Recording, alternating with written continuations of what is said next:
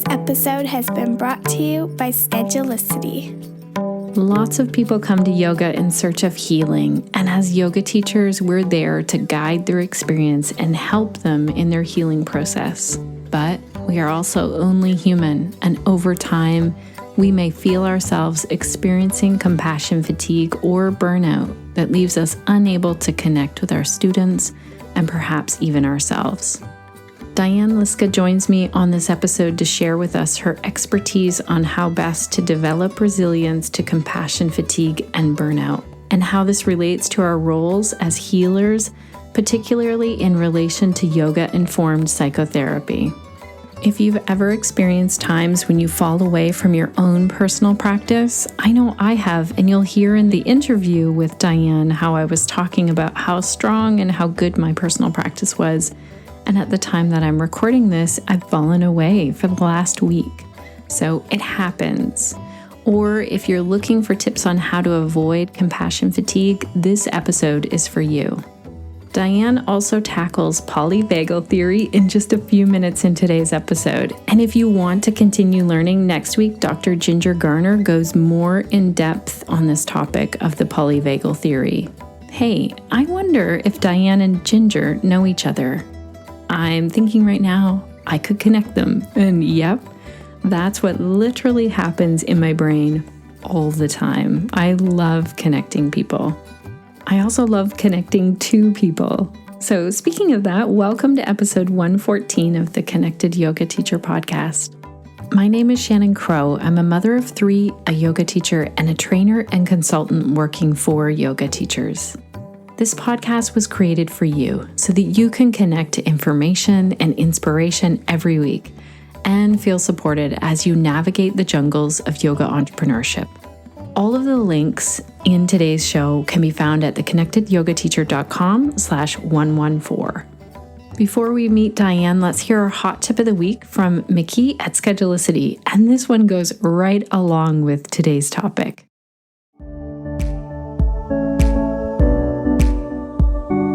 Hey there, Connected Yoga Teachers. This is Mickey with the Schedulicity Hot Tip of the Week. Human beings are not machines. We can only endure so much before we need a break. Yoga teachers treat both the physical and mental well-being of their clients, and that can sometimes take its own mental and emotional toll. When you need a break, Schedulicity makes it easy to create a block of personal time. Carve out a little bit of time for yourself and rest assured that it will be protected in your schedule. Online clients will not know that you're taking a break. They'll only see the times that you are available, so you can practice self-care and avoid burnout. Thank you so much, Mickey and Team Schedulicity. I love how I can easily update my schedule to plan for days off. I just did that for the time I'm off this summer, thanks to this reminder here. Diane Liska is a registered psychotherapist with over 10 years of experience in the mental health field.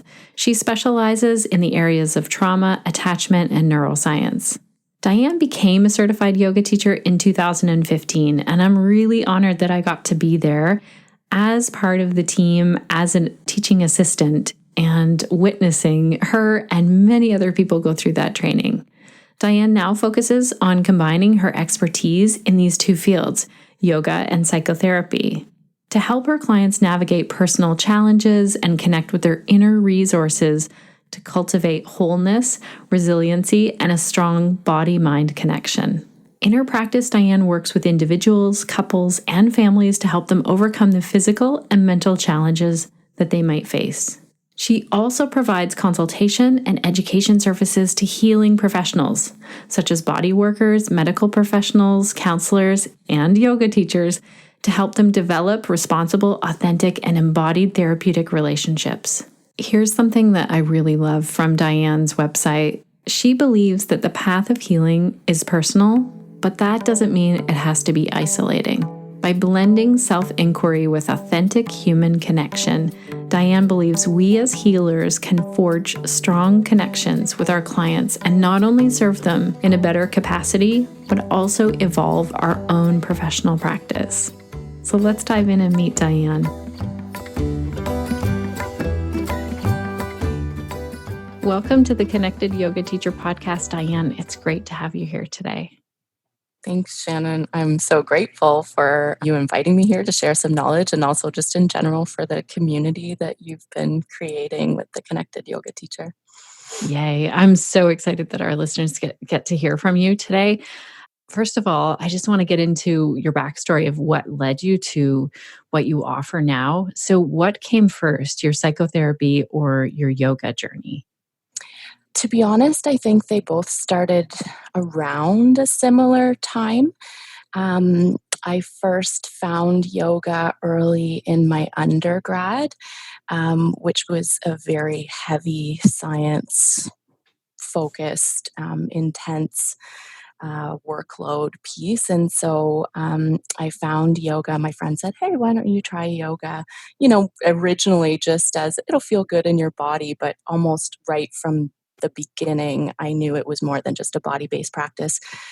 And I found yoga really helpful for me at that time to address and help soothe some of my perfectionistic tendencies and thinkings that definitely originated in childhood, but had really been, let's say, well ingrained early on in my studies in university. And so I used it to just augment my own wellness and take care of myself during schooling. Yeah. Why are we like that? Why do we have this perfectionistic thing? I ask as a very fellow sufferer of perfectionism. Yeah, I definitely experience and having sat across from so many different people from different walks of life and worldview, I think that it is just a common experience and yearning to want to feel good enough and to be able to show up in this world and be celebrated for that. And usually, this idea of receiving external feedback is well ingrained in our younger years as a child, in that we're not born with a sense of self or self esteem. That's developed over time by taking in feedback from usually the adults and caregivers around us. And so, somewhere along the lines, in adolescence, there's this expectation of developing this own internal soothing dialogue of feeling good enough. But a lot of our society focuses on achievement oriented praise, and so there's this inner dialogue that over time develops that says, am I doing a good enough job? Am I doing a good enough job? And so this kind of develops this internal drive that's more, let's say, sensitive in certain individuals, um, to just I better get this right so that I feel good enough, and just try and keep achieving, this really recognition with the world to feel better in and of ourselves. But it really is a form of anxiety. But that's totally a different topic, probably. I know. I threw you right off right at the beginning. Yeah, no, that's okay. But I love thinking about this. And in my experience of working with many different individuals of all different expertise, a lot of them have so many expertise. 100% of people that I meet with always think like, who am I to do this? Or is this good enough? Every single person. So I appreciate you digging into that a little bit. So then tell us how, like, what propelled you forward in this yoga psychotherapy journey to where you are now? What was that journey like? Sure. So the way that I look at it is that my yoga journey and my psychotherapy journey originally started off as more like parallel paths, let's say, in that I used my yoga practice to support just my own wellness, as I had talked about.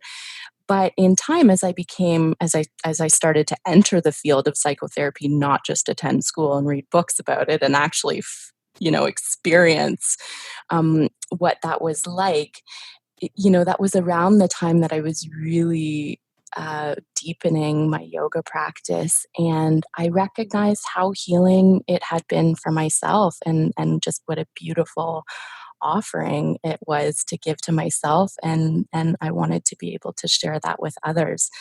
And so it's been kind of a really creative let's say, sometimes uncertain and scary journey, trying to navigate how to weave these two things together. I think that I've known for a long time that I wanted to weave them together, but it's taken me some time to really celebrate and just own that's what I do offer.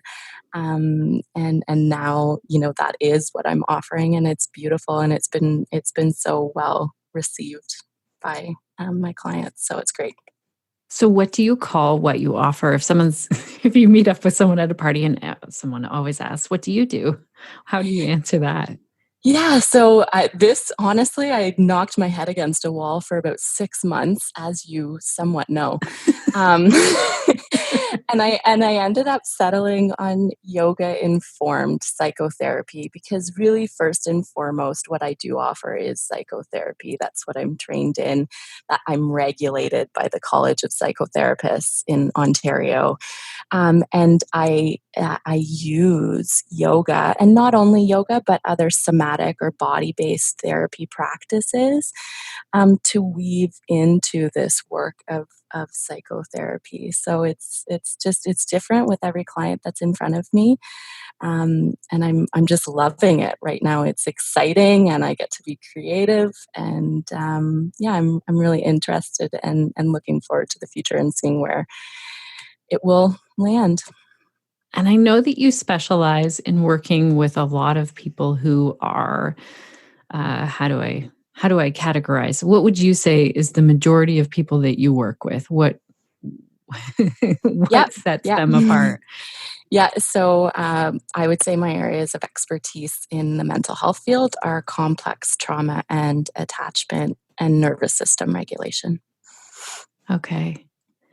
And then I'm so excited that our yoga teacher listeners get to hear you talk about compassion fatigue because, well, one, because I have a lot of questions about it myself. And I feel like this is so applicable to the yoga teachers out there. And so tell us what that is. What is compassion fatigue? Yeah. Okay. So I'm going to start with burnout, if that's okay with you. Yeah. Just I want to reference burnout because I find that burnout and compassion fatigue very often get lumped together, and they're actually different. They can coexist at the same time, but they are different. So burnout is really just the physical, mental, or emotional exhaustion that we suffer from high workload or low job satisfaction. And so, if it is true burnout, usually just a vacation or a leave from work, coupled with maybe trying something new or coming back to what lights you up, as you talk about, will address burnout. Compassion fatigue is different in that it's actually a form of trauma. It's considered what we call secondary trauma. And I would say the easiest way to explain this is to use a metaphor or example of smoking. So if you are a smoker, you're inhaling firsthand smoke. And so the consequences of smoking are going to be the greatest for you as a first-hand smoker. Whereas if you're exposed to secondhand smoke, those consequences, you can still develop those consequences of being exposed to secondhand smoke, but it's tuned down. It's toned down. It's a little more limited, and you're one place removed, let's say, from experiencing it. And so, compassion fatigue is, like I said, a form of secondary trauma in that you are not the individual experiencing the primary trauma, but it is exposure to the symptoms of someone having primary trauma. And so, as yoga teachers, especially if we're working in private one-to-one as a yoga therapist, or holding space for, let's say, groups of individuals who have experienced trauma or chronic pain or oppressed groups, whether or not there is the trauma actually being talked about in the class, you are still exposed to the symptoms of of these things that these individuals are suffering. And as human beings, and I'll talk a little bit more about the science of this later, but as human beings, we have to absorb that, and as healers, we're holding space for and bearing witness to a lot of pain sometimes. And that's why people are coming in to yoga, right? Or hoping that they can find something in yoga. And so we need to recognize that these beautiful gifts that we have of the ability to hold space and bear witness also can put us at risk for compassion fatigue. So I'll give you the definition of compassion fatigue from kind of the guru, Charles Figley, and your listeners can check out that work further if they want to. But he defines compassion fatigue as the emotional residue or strain of exposure to working with those that suffer from the consequences of traumatic events. And he's also been known to reference it as a chronic lack of self-care. And I would add chronic lack of self-awareness, and we can kind of get into that more later. But this idea of emotional residue. So we experience this emotional residue by being immersed in the culture of holding space for pain and suffering. Right. And this really comes to mind today for me. I worked with someone yesterday who had the reason why we're meeting is because she's had a traumatic brain injury.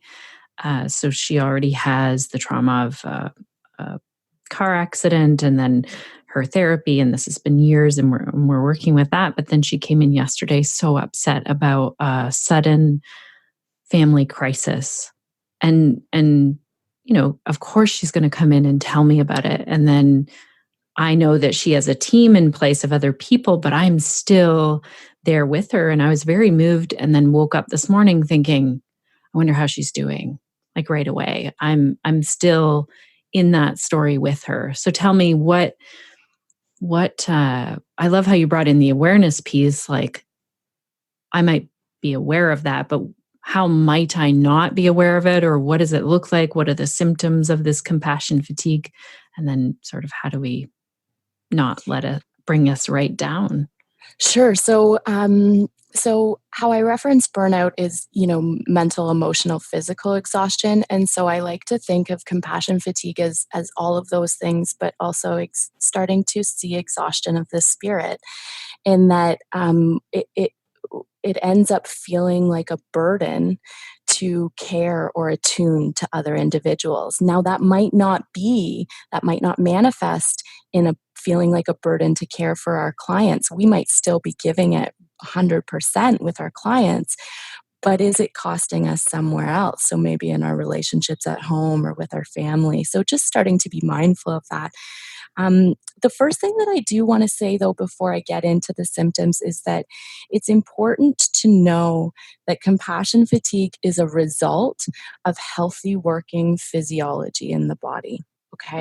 It doesn't mean that your physiology is broken. It's actually the complete opposite. And so I'm going to try to quickly polyvagal theory in a minute because that will help to. I'm so excited about this. Oh, it's going to be a challenge, Shannon, I'll tell you. Okay, but what I do first want to talk about is these things called mirror neurons in our frontal lobes. And so these mirror neurons, what they do is they fire when we witness something that we know what that experience is like. So I know how to play the piano, okay? So when I as I've played the piano over the year, my mirror neurons, for just a short explanation, have been storing this kind of information in this pattern of activation. So that now when I witness people playing the piano, my mirror neurons in my brain fire as if I am playing the piano.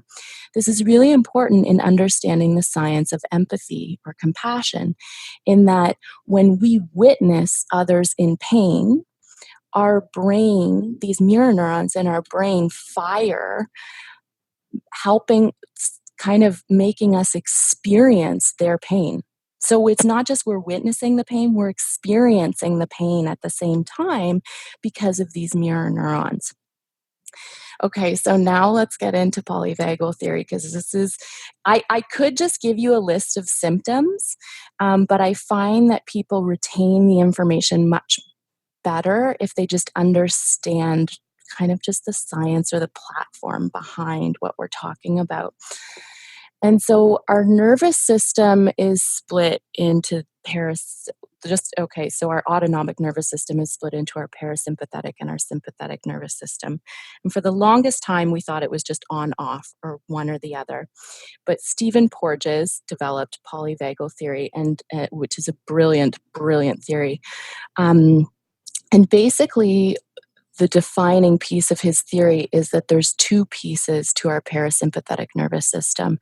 So, as human beings, our default is to want to be, when there is perceived safety in our environment, to be connected and socially engaged with other people. So, attuned to human beings, whether we're introverts or extroverts, doesn't matter. We want to feel present moment, joy, happiness, laughter, and connection with other people. And our nervous systems are wired to do that as long as there is no perceived threat.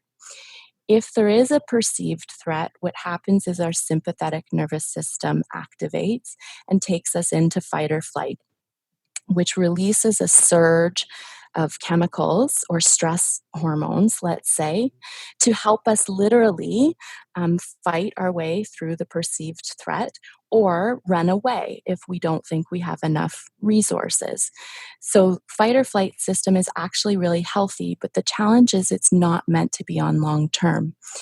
And so what Stephen Porges, what he really rocked the science world with, is this upper tier of nervous system, or the other part of parasympathetic activation, which is the shutdown response in our nervous system. And so in animals, this looks like playing dead. But in humans, we still have a very similar collapse or shutdown response.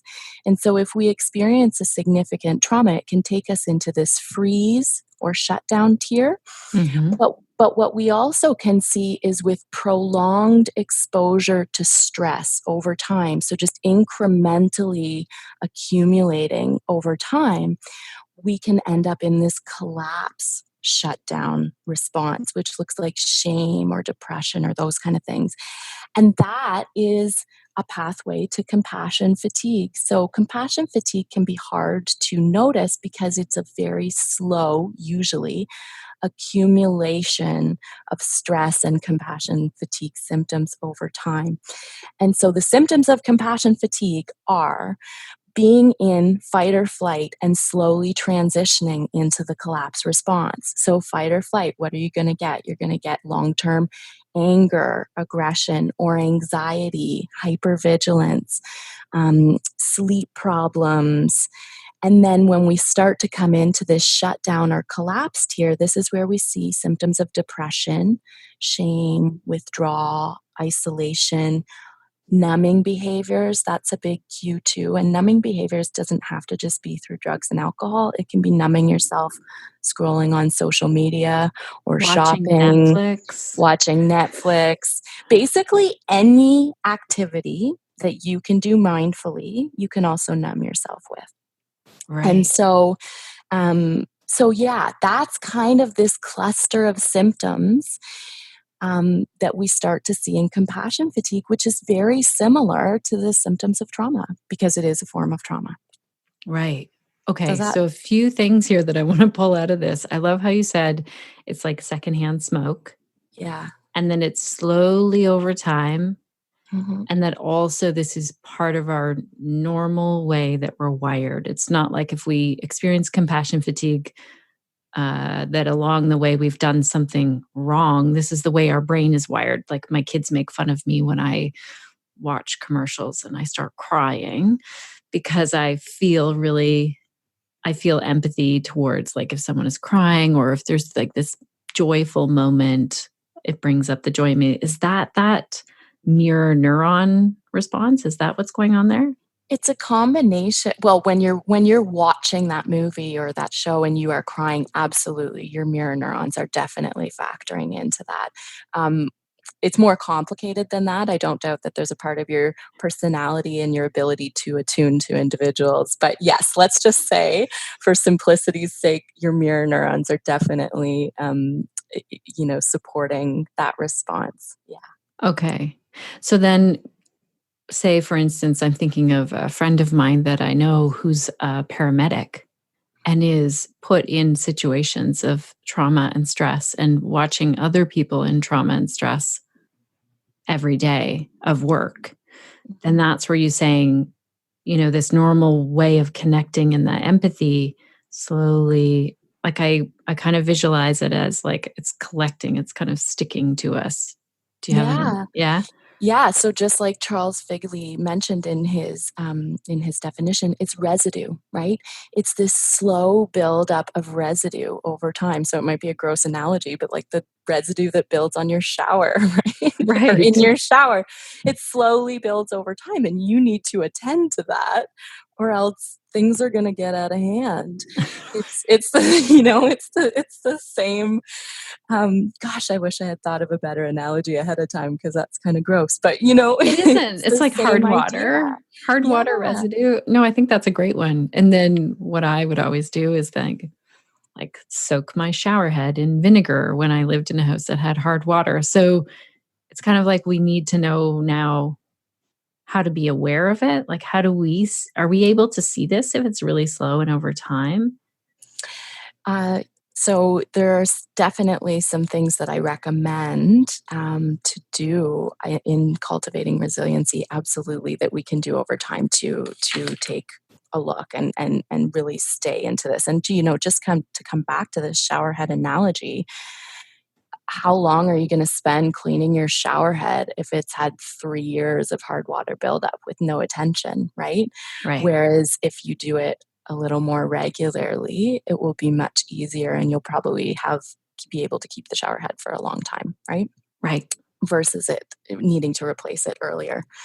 Oh, I like this analogy because I also think that you could also get a system in place that will help with the water that's going through there. You love your systems. Yeah, so I have a number of recommendations of Okay. things that we can do for sure. So I'm just going to reference, but I'm not going to get into basic sleep, hygiene, nutrition, and exercise. Like, you can't overlook those. Those are the basis of a healthy working nervous system. Okay, so go through those again. Sleep hygiene, healthy sleep hygiene, nutrition, like healthy nutrition, and exercise. Okay. Not extreme exercise either, moderate exercise. Right. Okay. Yeah, so one thing that we can do is become really skilled in tracking our own nervous system. And I'm going to assume that your listeners, as yoga teachers, are already pretty skilled at this.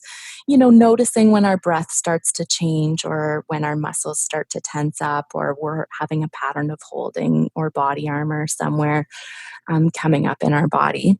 And so if you're already skilled at that, then starting to work on attuning to and tracking other individuals' nervous systems. So and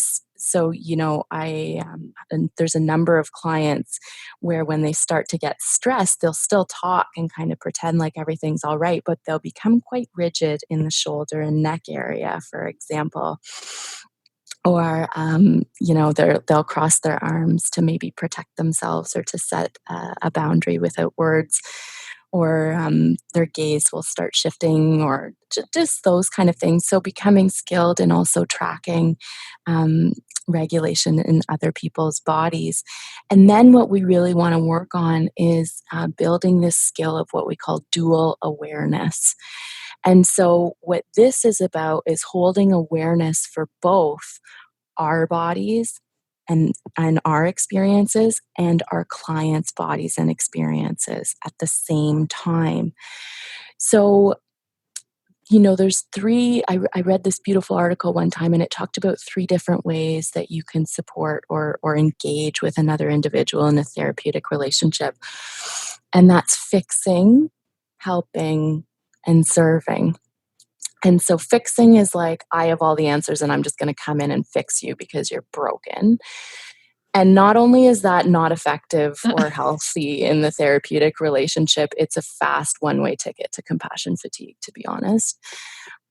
Helping is usually where we start in a therapeutic relationship with another individual, in that we recognize that they need some of our expertise and help and guidance and support because they're struggling. And so we need to help provide some of those, that support and opportunity for them. But ultimately, what we want to work towards is getting to this place of serving, which is supporting an individual to fill their own needs and to heal themselves.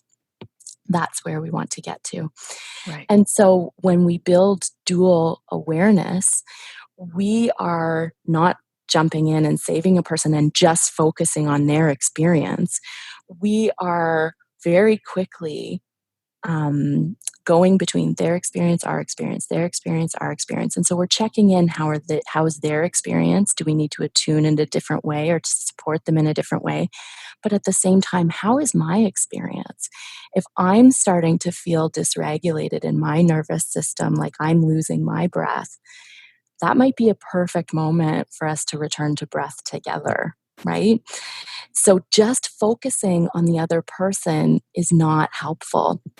We need to have this dual awareness of both of our experiences at the same time to combat against compassion fatigue. So that's one skill. I love that. And so you're saying Mhm. that we would bring in the breath there, like a friend of mine show. Often, if I tell him something really like either exciting or, kind of challenging, he'll say to me, and let's take a breath together.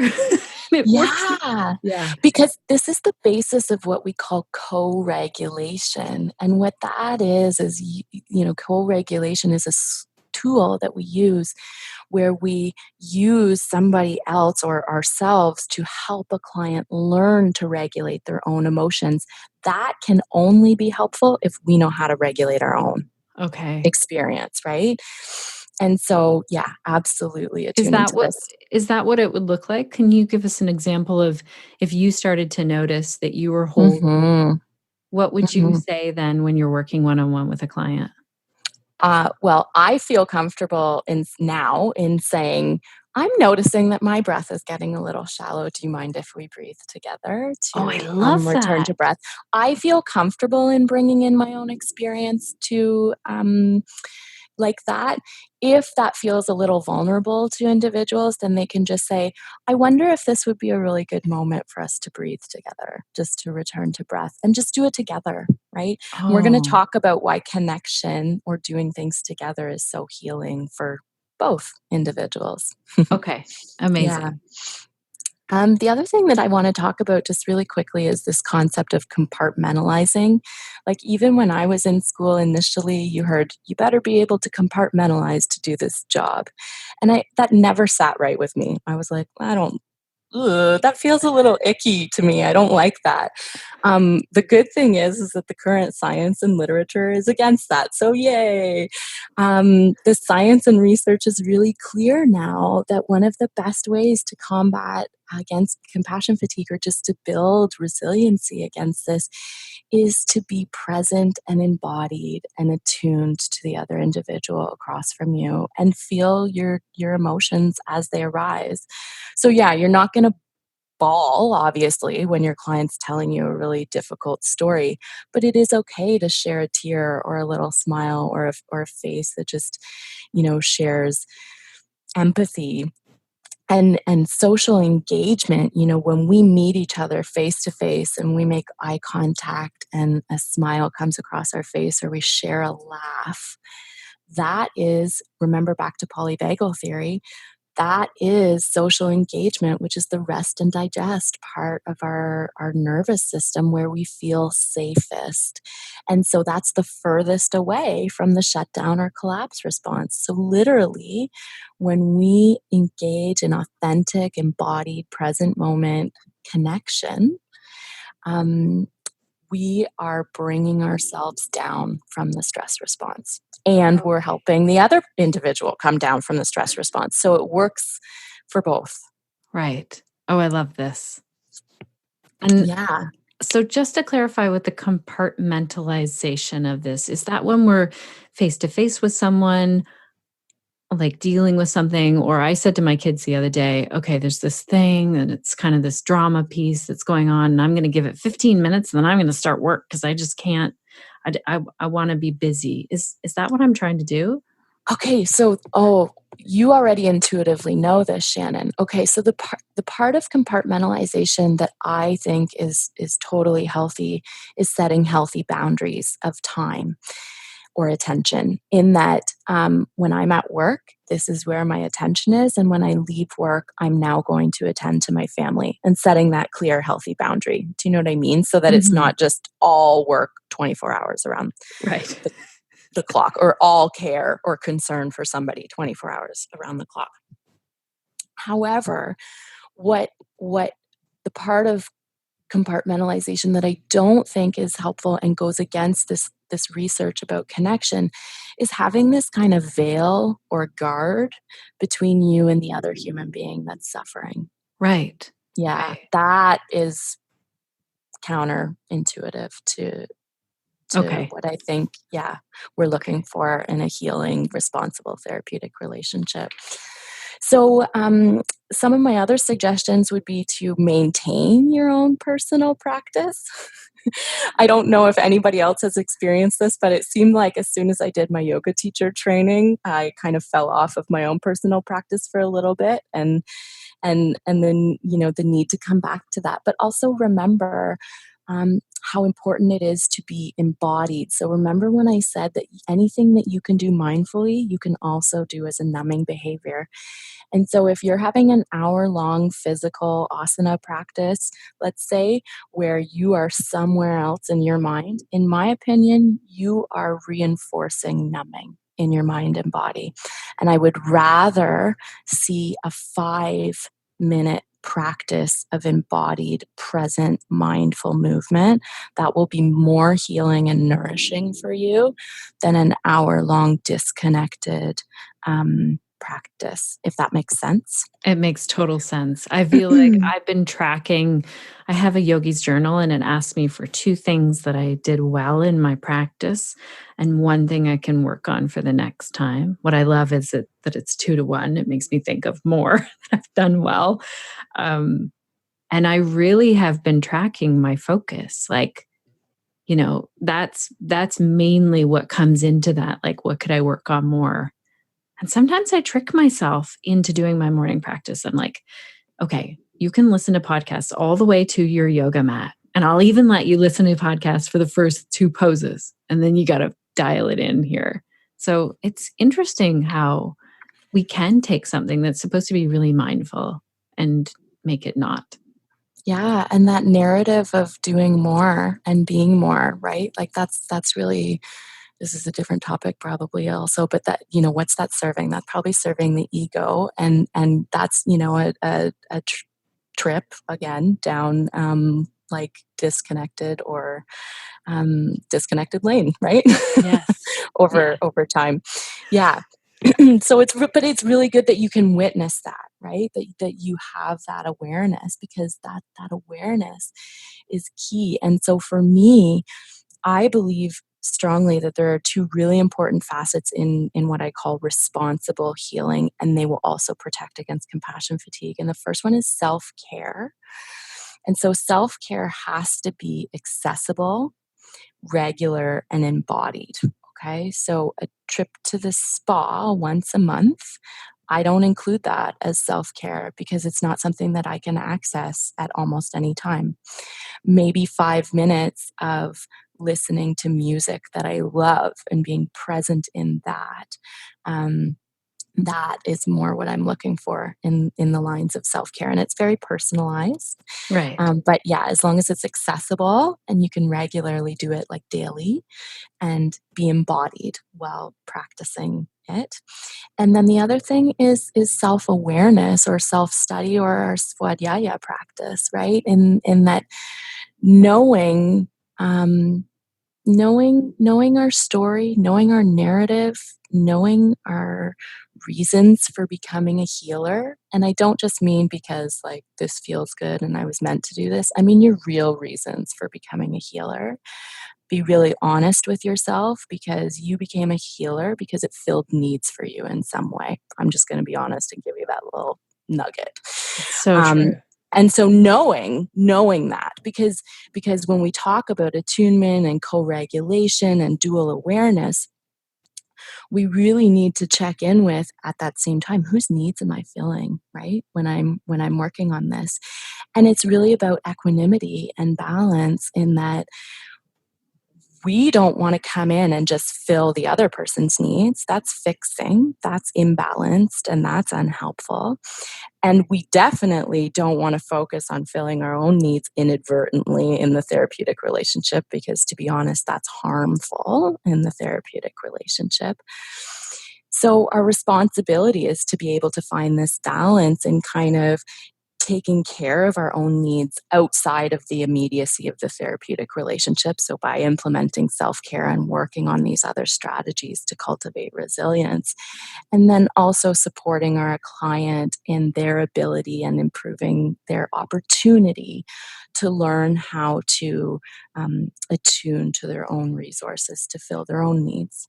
Right. So that we're not always there as a crutch for them, but that we're giving them the tools so that they can do it in their own life. This brings to point another thing that I just want to bring in. And that is, our audience is all yoga teachers. You are a licensed therapist. And you're I just want to touch on scope of practice here in that we're obviously not working as a therapist if we're a yoga teacher, like I am not, and I have my referral team out there. But at the same time, there are people who come to see me, and I think we deal with this all the time, like where we would bump into this compassion fatigue as anyone working one-on-one with someone. Absolutely. And it's going to be personalized for everybody. And I can't speak to a generalized scope of practice because everybody brings with them their own unique experience and toolbox and skill set. So yeah, Right. your listeners will have to kind of just reflect on their own scope of practice and how that factors in. But I would actually say that sometimes individuals or healers who are exposed to this kind of pain and suffering without the therapeutic training may be more at risk. Right. Oh, that makes complete sense. Right? Like, yes. Yeah. And so that's something that I'm really passionate about. Yeah. Helping people expand their scope of practice and just support their own self-work as healers to, especially for body workers, for example, who don't have the psychotherapy training, to help them be able to expand their own inner resources. Right. I think that's so important because they might be saying, well, I'm a massage therapist. It's not like I want to go through and become a psychotherapist, but I need some tools to cope with this. Yeah. I wonder if you think that being a parent is a good place for compassion fatigue. Absolutely. And so that's another factor to consider. Like if you are like myself, if you are a healer and a parent and caring for something else or having other responsibilities, or you are the power of attorney or power of care for someone else, or how many roles of care are you providing? That's taking a toll. Right. I'm not saying it's wrong. But I am absolutely wanting to emphasize that the need to balance out self-care and self-awareness must come from the toll of these roles. And if you can't fit in self-care and self-awareness, then your role as healers is too much. You need to figure out how to cut back. Right. And I will say, for any yoga teachers listening, I feel like my self-practice went out the window so often as a yoga teacher. Not before when I was a yoga student, even in my yoga teacher training. And that's where it started to go out. It was like when I became a teacher, and I've been very open on the podcast about my struggle with my own at-home practice. I'm at like I feel really confident today because I'm at day 73. I write it down every day what day I'm at. And I'm hesitant to start back at day 1. I just have to say, for me, a streak is very helpful, but it's different every day. You're right. I do have to be it started off as 5 minutes. I was like, that's all I can fit in right now. Yeah, Yeah. exactly. Yep, that's a perfect example. We have I think also we have this in our mind that yoga needs to be an hour or an hour and 15 minutes to count. Yeah, I think so too. I think that we also have in our minds, the fact that as if we're yoga teachers, then we must already know how to take care of ourselves with these practices, and we know already what we're doing to mitigate ourselves against compassion fatigue. But to be honest, I think that line of thinking is something that cultivates shame and makes it more difficult for people to talk about these things. And so, yeah, I really just want to bring that into the light. And it's okay if you are not okay. I'm sure people have heard that line before. And the first thing is just acknowledging that to yourself, and you can absolutely get back on track. Like, the beauty of the nervous system is that it's extremely resilient if we can help it return to rest and connection. Yeah. Oh, nice. So is there anything else that you would add to that? I mean, I found one tool that was helpful was to not do yoga as my self-care practice. For a while, it was a strengthening practice, which I did not want to do, but it got me out of the yoga teacher mindset. Is there anything else that you can think of in terms of here are some tools or some things that will help you? I would recommend that people check out Dr. Kristen Neff's work on self-compassion, developing a self-compassion practice. Excuse me. In general, there are 3 pieces to a self-compassion practice. And so again, this comes in with the theme of equanimity and trying to create balance or dual awareness and attention. And that if we are giving out compassion to others, then we need to give it back to ourselves to balance it out, or to kind of rejuvenate ourselves or regenerate our battery within, put on our own oxygen masks, so to speak. Right. And so the first piece of it is just recognizing if you're experiencing a moment of suffering or pain or a difficult emotion. So in this moment, I have sadness, let's say, or grief or whatever it might be. And then the second piece is reminding ourselves that suffering or pain is a human condition and experience. And so in that, we are not alone. That every individual on this planet knows what it's like to feel suffering and pain. And so we are not as isolated as we may feel in that moment. And then the third piece is, chances are most listeners inherently believe that those who are suffering are deserving of compassion. And if you deserve that must be true for others, then you have to believe that you too are deserving of that exact same compassion. And then so taking that moment to send some compassion to yourself. So I always like to ground cognitive or thoughts into the body as well. So at the same time as thinking or saying to myself, I'll also take my hand and place it on my heart so that I ground into my heart, and welcome in this message of, I send myself some love and kindness or compassion right now. And so not only thinking it, but absorbing it in through the heart space as well. Oh, I love that. To believe that we are deserving. And in order to do that, we have to call it out. I am suffering and it's normal and I'm not alone in it. Oh, this is really nice. Yeah. And if you inherently work from the space that other people are deserving of this compassion, then that must be true for you too. Right. Mm-hmm. Oh, that's beautiful. Anything else that you have found to be a helpful tool, or how you've seen this kind of affect people that you're working with? I'll tell you what's not helpful if you're really struggling with compassion fatigue or secondary or primary trauma is meditation practice. In that it's actually contraindicated. If you're at kind of like the fight or flight, or definitely in the shutdown collapse response, I do not recommend meditation or going within the mind. What will be more healing and soothing is movement through the body, focusing on external sensations of the body and what feels safe in the environment, and honestly, just connecting with others. Hmm. This is so good. And I feel like I almost had to learn this the hard way through my own experience in life. Like, okay, it's time to sit down in meditation. Oh, wow. There's no way. Like, things are too upsetting. Yeah. Yeah, absolutely. Yeah, our body just intuitively knows this, right? You try and force meditation, and it's like, okay, let's just not force it. Yeah. It's just not meant to be right now, right? And so, yeah, what a beautiful way to come back to connection, like, and so again, I just have so much gratitude to you creating this platform of connected yoga teachers, because really connection is medicine. Yeah. It is. It is. We go into this in episode 100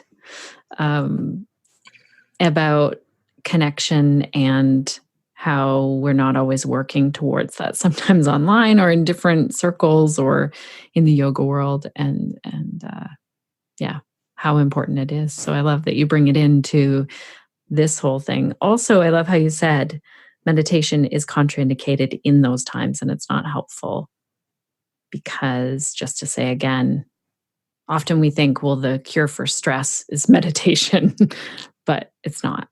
It's so No. individual. Yeah. Yeah. Meditation is a helpful practice to grow our window of tolerance, or the amount of space within our nervous system before we enter fight or flight. But in my opinion, it's not actually a helpful strategy or resource to use in upper tiers of fight or flight, or definitely not in freeze or collapse. Right. And so how do we, if say we're aware and we're doing our compassion practice and we're doing our daily practice, we're taking care of all of these things. But then there are times, and I believe, I'd love to hear your thoughts on this. Is it important for us to reach outside of ourselves for help? And when is it? Preferably, could we catch it before it's like I feel looking back on my life, it was kind of hitting the end of the rope is where I reached out for counseling. Right. So, I think the first part of your question, the answer is definitely yes. Absolutely reach out for help. When? Um, the nice thing is that really this comes back to self-awareness. And if you are consistently attuning to your own needs and how you are doing, then you will be able to catch earlier when you need to reach out for help, versus hitting proverbial rock bottom and then reaching out for help because you have no other option.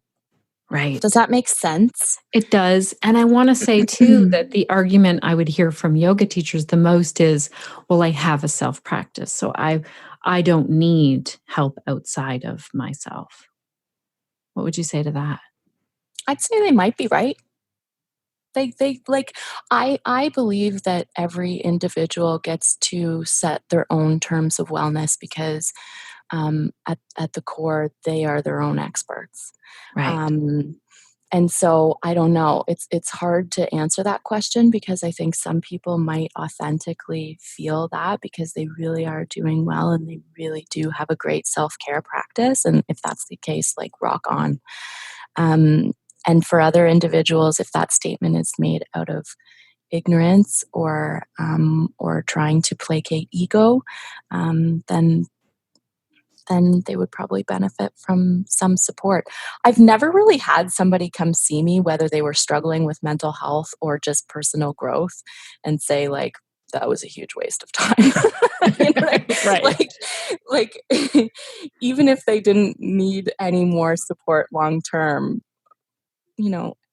hopefully everyone has still got something from it, right? Like, Mhm. I believe we're always evolving and blossoming as individuals, and figuring out how to know ourselves better, and yeah.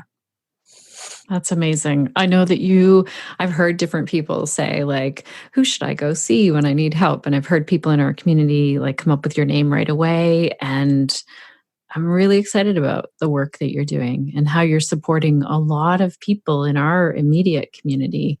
And I'm excited to see that grow. I'm excited to see your website. So if people are looking to connect with you further and they want to work with you or pick your brain further because you are brilliant in this, how do they connect with you? Thank you, Shannon. I just have to say thank you and really honor that feedback that you just gave me. And my website is www.dianeliska.com. Nice and simple. And that'll take you to my, private practice in Owen Sound, Ontario, Canada, of yoga-informed psychotherapy. But it will also take you to my new venture of just opening up this work that I've already been doing, but in an online platform to just expand my ability to work with healers in their space of self-inquiry and self-care. That's amazing. Thank you so much for all of your time today and for sharing a lot. Yeah. You did it. Polyvagal theory in 5 minutes. I don't know. That's amazing because we have a whole episode on polyvagal theory. And so I love that we've just touched on this and this is like the Cole's notes and here's how it applies. Thank you. Yeah, thank you so much for having me. It was fantastic.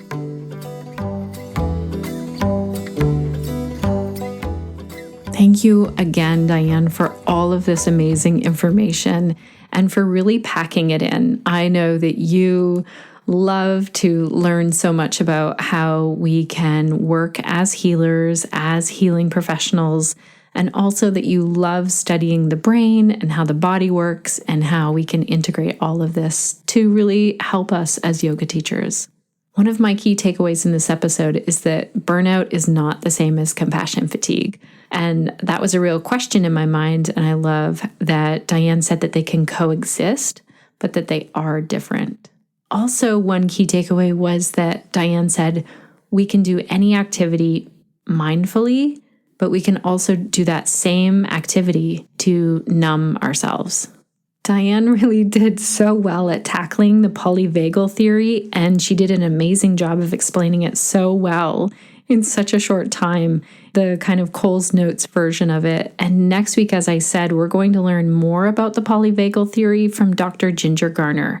And then the following week, we're going to hear from Shelley Prosco on the topic of pain language. And I love how these 3 episodes fit together so well for all yoga teachers, but especially the yoga teachers who are working with students who might be dealing with trauma, might be dealing with pain, might be dealing with emotional or mental issues. And then Diane's episode really teaches us how to care for self when we're working with people who need a lot. I want to hear from you, connected yoga teachers. Let's keep this conversation going. Our weekly live Q&A show is happening again next Monday, May 6th at 2 p.m. Eastern Standard Time. So if you're not sure what the live Q&A show even is, like what I'm talking about, you can go to our website, look under the events tab on theconnectedyogateacher.com and look for the live Q&A. There's a button there to register. It's via Zoom and you can hop on and chat, either type in the chat or we can do it as a call-in radio show kind of thing where I can hear your voice and you can see me, you can hear me, you can hear other questions from other yoga teachers. And I really want to use this time to either expand on topics that we're talking about on the podcast so that you can be part of the conversation and share your thoughts. And also that time is really there for you to ask any and all questions about teaching yoga, running a yoga business, or life in general. If I can't help you and if I don't have the answer, chances are that someone else who's tuned in for the live Q&A has some kind of helpful tip or is able to say to you, hey, I've also experienced this as a yoga teacher. So the live Q&A was something that I had just decided to do in January. I didn't talk about it a lot on the podcast. It's mostly through my email list and also in the Facebook group that I was telling yoga teachers about it. And it's been such a gift to be able to talk to yoga teachers in real time that I'm continuing with it in May and June. And I would really love to see you there. So come and find us any Monday at 2 p.m. Eastern Standard Time in May and June. Also, a really fun event coming up May 6th, 7th, and 8th. Amanda McKinney and myself are doing a Fill Your Classes 3-day challenge. It's all online. You can sign up. You can find the sign up under events on the connectedyogateacher.com. It's going to be super fun, and it's focused in on helping you to find the students that you need, helping you to retain those students, and define what is the number of students I need to keep this yoga business going, which means that your business is sustainable, it's profitable, you can keep showing up, sharing the yoga that you love, and your students get to keep receiving the benefits of yoga. It's a win-win. This challenge is happening because a lot of you have reached out and said this is one of your main challenges, is that you're dealing with low class sizes or you don't know how to get new students in, or it fluctuates. It's really up and down. So Amanda and I have heard you, and we're doing this together. And then we're also doing a co-coaching time where we work together over 6 weeks with a group of 6 yoga teachers.